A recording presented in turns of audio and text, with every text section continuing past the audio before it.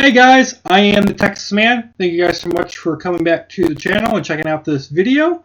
And if you guys haven't already, make sure you guys hit that subscribe button, smash that bell notification to get notified of any upcoming future videos. If you guys haven't had a chance to, make sure you guys check out all my past videos that I've done so far. Primarily, they've been for airsoft guns. And now I'm going to get into more study content, doing what I want to talk about. So that's going to be primarily movies, TV shows, video games, and if I get any more airsoft guns, which I plan to do in the near future, I will be doing reviews and talking about those guns here on the channel. So we're going to talk about something kind of special to my heart, and that is why I really enjoy Jurassic Park 3. Now, I know a lot of people are probably going to leave a comment in the comment section saying, Jurassic Park 3 is horrible. Why would you like that movie? The CGI is bad. The story makes no sense. The movie's not 90 minutes long. Steven Spielberg, the person that was behind the inspiration for the first two films, wasn't even a part of Jurassic Park 3. Why in the world would you care about liking a Jurassic Park film that really is stupid and illogical? And especially now, the Texas Man, that they've made Jurassic World and Fallen Kingdom, which basically ignores the fact that Jurassic Park 3 even took place. Why do you like that movie? Well, that's what I'm here to talk to you guys about. So let's get into it. Now, the reason I really enjoy Jurassic Park 3 is many reasons. So I'm going to talk about just a few of them to try to keep this video as short as possible. Jurassic Park 3 holds a very special place in my heart. It's the first Jurassic Park film that I actually watched from start to finish without any interruptions. Now you might be thinking, what type of rock have you been living under? Interesting story. When Jurassic Park 1, 2, and 3 finally came out on VHS, yes, I'm dating myself. VHS, people, when a VCR was a thing. Not a DVD player, not a Blu-ray player, not your digital media store, the good old VHS. And if I had one, I'd show you what it looked like for all of you young people watching, because VHSs were awesome. And they had their problems, but they were still better than what we have to deal with today with all the scratching discs and nonsense. Let me tell you, VHS is pretty cool. And I wish it was still around. So, when Jurassic Park 1 and 2 and 3 all eventually came out for people to be able to get on VHS, I wanted to get them. Unfortunately, I had a really difficult time finding them. One summer, when I was really young in my middle school years, my elementary and my middle school years, my dad did a lot of traveling for work. And because of that, we spent many nights sleeping at truck stops. So one day I was able to find Jurassic Park 3 on VHS. And let me tell you, I watched that movie for about 2 to 3 weeks straight. It was my movie. I thoroughly enjoyed Jurassic Park 3. And I still to this day enjoy it. It's a fond memory of watching Jurassic Park 3.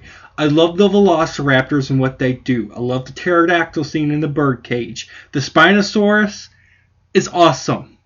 I love the Spinosaurus more than the T-Rex. I know everyone's like, if you can't have a Jurassic Park film without a T-Rex, I'm like, I'd rather have a Jurassic Park film without a T-Rex than just have a Spinosaurus. Or some other big carnivore that is better and cooler in design and more of a menace than the T-Rex. There's only so many times you can have velociraptors and T-Rexes chasing down people and trying to kill them before it gets boring. And that's why I find the fact that they did Jurassic World and Fallen Kingdom using hybrids was lazy, because they realized, yeah, we can't keep using T-Rex forever because people are going to get bored of that. Eventually, though, after Jurassic Park 3, I watched it on VHS. A year later, I was able to find Jurassic Park 1 on VHS. Then DVDs started coming out, and my parents were able to afford a DVD player, and so I got Jurassic Park The Lost World on DVD.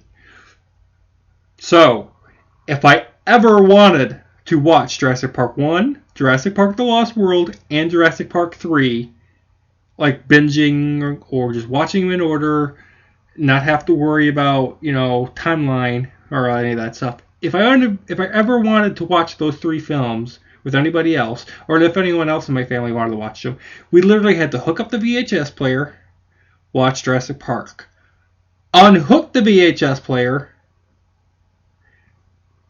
plug in the DVD player, put in The Lost World, watch The Lost World. You see where this is going? Then when we finish watching The Lost World, we had to unplug the DVD player, hook up the VCR thingy, the VHS player thing, and then watch Jurassic World 3.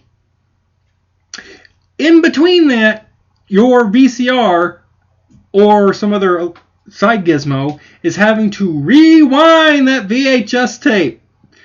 And if you guys haven't been around for the VHS tape era, those things are loud trying to rewind it. And it either is loud and or it takes forever. So, although if you want to watch the original Jurassic Park trilogy, taking you about 5.5 hours, give or take. If you wanted to do that, that's just 5.5 hours trying to watch the movies. Then in between rewinding and everything, that took another 30 to 45 minutes. So that's my fun story of Jurassic Park and Jurassic Park 3. Now I know a lot of people have a lot of problems with Jurassic Park 3, like I said earlier.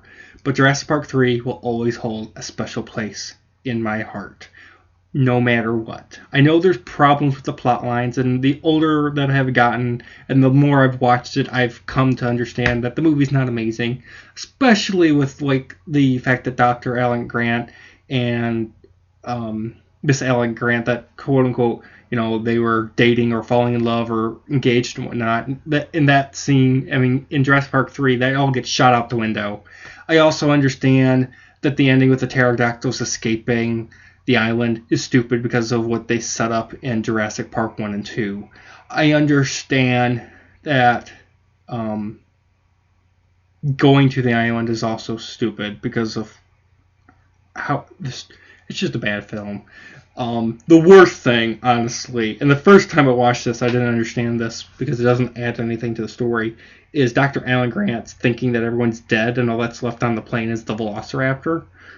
Like, really? Talk about a bad dream, I guess, but I'm like, it was a waste of screen time in my personal opinion.